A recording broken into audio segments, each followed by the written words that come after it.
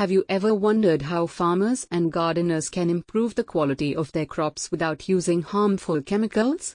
The answer lies in something called biofertilizer. Biofertilizer is a type of fertilizer made from natural materials such as bacteria, fungi, and algae. These microorganisms help plants grow by breaking down nutrients in the soil and making them more available to the roots. Biofertilizer is easy to use. Simply sprinkle it into the soil around your plants and water as usual. The microorganisms in the biofertilizer will do the rest.